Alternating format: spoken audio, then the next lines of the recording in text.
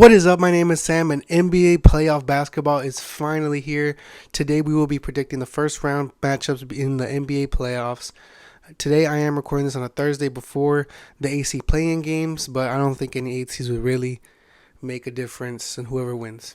And we'll be starting off with the West, and the 1 and 8 seed, of course, that'd be the Denver Nuggets versus the winner between the Minnesota Timberwolves and the OKC Thunder. And I'll have the OKC Thunder winning that game versus the Timberwolves.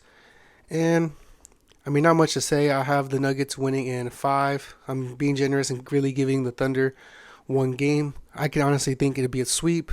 Just boom, in and out for the Nuggets, which they really need going into the next round. Whoever it being the Phoenix Suns and the Clippers. We'll get into that next. And yeah, I'm just hoping here. Nuggets don't play with the food, get business done, and no one gets hurt. That's all I can really ask for. And for Shea, just to get more playoff experience with this young team who's already overachieved this season. And hopefully Josh Giddey can get some good games and Lou Dort get some good games, even though we've seen him break out in the bubble. And with the 1 and 2, or the 2 and 7 seed, is the Memphis Grizzlies versus the Los Angeles Lakers. Honestly, this Lakers matchup, the Lakers do match up really well against the Grizzlies. It's hard to say that, you know. I mean, I've been a Lakers doubter this whole season, but they have made moves. They have been improving all season. Austin Reeves has stepped up when they need to, and that's exactly what they need from him this playoff match, especially because there is no Brandon Clark and there is no Steven Adams for the Grizzlies. And the Grizzlies are still deep, though. They still have Jaren Jackson Jr., Defensive Player of the Year candidate, and then they have, I believe it's Kenny Lofton or Ken Loft. I don't know how to say his name, but they brought him up from the G. You know, he had himself a 40-point game the first game they brought him up, and hey, I'm not saying he's gonna be dropping 40, but he can be some sort of an impact in the paint. And I mean, of course, you have Tyus Jones. Desmond Bane has to be huge in this series. Huge. Second, third best player on the court. Huge. But I got the Grizzlies winning at 6. You know, this game is going to be pure entertainment. You're going to have Ja Channing and, you know, talking mess. You have the Grizzlies Hall talking mess, and then you have LeBron talking mess too, back and forth. Shannon Sharp might pull up to a game in Crypto Arena, and it's going to be a pretty entertaining series. Probably one of the best the best series in the West. But Grizzlies in 6. And the next series, one of my favorite series between the 3 and the 6, is the Sacramento Kings for the first time since 2006 versus the reigning defending champs, the Golden State Warriors.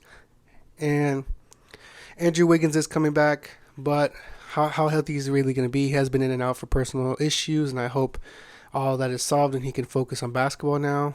And you know, Curry has been balling out. That's all it took. Curry has to drop 50 bombs, but not much wins after that. You know, he still dropped 50 bombs. They've still lost, and this Kings team is on fire. All in all, Kings versus Golden State, I got the Kings winning in 7. That game in Sacramento is going to be electric, and that beam's going to light up that sky till the next second round. Last series we have right now in the West is the Clippers versus the Phoenix Suns. Here, I was hoping this would have been like a Western Conference Finals matchup, but it is what it is. We're getting the first round. Kawhi versus KD. Devin Booker versus Russ. CP3 versus, I guess, Norman Powell. Norman Powell has to step up. Terrence Mann has to step up. And just hoping that they can keep afloat until Paul George can come back and at least just be effective and just show some offensive, kind of be a decoy out there. But if Paul George does not play at all in this series, I have the Suns in 6. But if Paul George does show up, I have the Clippers in 7. Let me know what you think of these matchups in the West and who you got winning in the West. Now, let's go on with the East matchups, which I think is probably the easier side to pick who's going to win. And let's start off with the first matchup in the East. We got the number 1 seed Milwaukee Bucks versus the 8th seed, whoever wins between the Miami Heat and the Chicago Bulls. And here, I have the Chicago Bulls winning the Miami Heat. We had DeMar DeRozan's daughter be the MVP of the game versus the Toronto Raptors. Shout out to her. Hey, Bulls get it done. They play the Bucks, but I got the Bucks winning in 5. Here, same thing what I said with the Nuggets and the Thunder. Hopefully the Bucks don't have to play with their food. Hopefully they can get Chris Middleton more in the starting lineup because I know he's been kind of in and out. Hopefully get that big three more in the flow, more reps for the next series because they will definitely need it in the next series in round 2. But here, Bucks in 5. And with the second series, let's go off with the Boston Celtics versus the Atlanta Hawks, who beat the Heat for the 7th seed. And here, I don't know what to really expect, honestly. You have Trae Young, who can go out for big games, and you had Clint Capella, who went for 21 boards, and Robert Williams hasn't been really that reliable all season, but as long as he's there, he has to be a big factor. And another thing is Derek White has to be a huge factor. I know he's not the best. He's not the flashiest guy. But him defensively, him on DeJounte Murray or him on Trae Young has to be on his hip, because Marcus Smart has been slacking on defense all year. I would say that Derek White has been the best defensive guard besides Jaylen Brown, who's also been kind of slacking for the Boston Celtics. Derek White defensively has to step up to guard either Trae Young or DeJounte Murray, his former teammate, and that's probably all they need. But here, I have the Boston Celtics winning in, man, honestly, I've been kind of going between 5 and 6 because I don't want to disrespect Trae Young. He can go off, but I'll give him 6. I got the Hawks losing in 6, not the Boston Celtics winning in 6. That's the 2-7 matchup. And let's go with the 3 and 6 matchup. That is the 76ers versus the Brooklyn Nets. As if you saw my last video, Joel Embiid is under a ton of pressure. Here, you got Mikal Bridges. I'm going to give him 1 game. 76ers in 5. But here, you can't play with your food. No one can get hurt. Hopefully, James Harden doesn't need to play that much. He can kind of rehabilitate that Achilles. He doesn't have to play. He can just, maybe sit out like the last 2 games if it's a big blowout. And then Tyrese Maxey can get more reps, and those bench guys can get a lot more reps. So in the later series, they're confident enough when they go in. And last but not least, probably the best series in the whole entire playoff series, we have the Cleveland Cavaliers versus the New York Knicks. We have Donovan Mitchell versus Jalen Brunson, Evan Mobley versus Julius Randle. We have Mitchell Robinson versus Jared Allen, and then whoever's going to guard Darius Garland.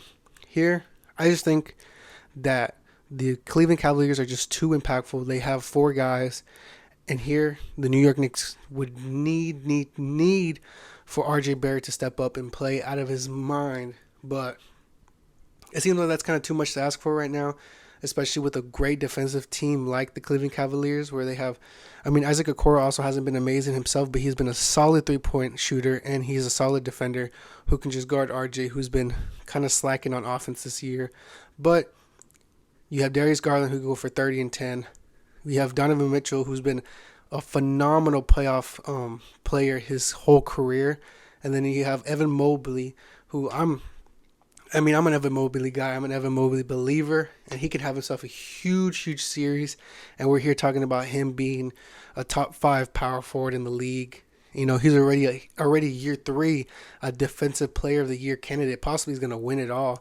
And then you have Jared Allen, a top underrated center who could probably shut down Mitchell Robinson on all the boards. Jared Allen is a physical guy who can get the boards, and he's going to do the dirty work for his team offense on the board side.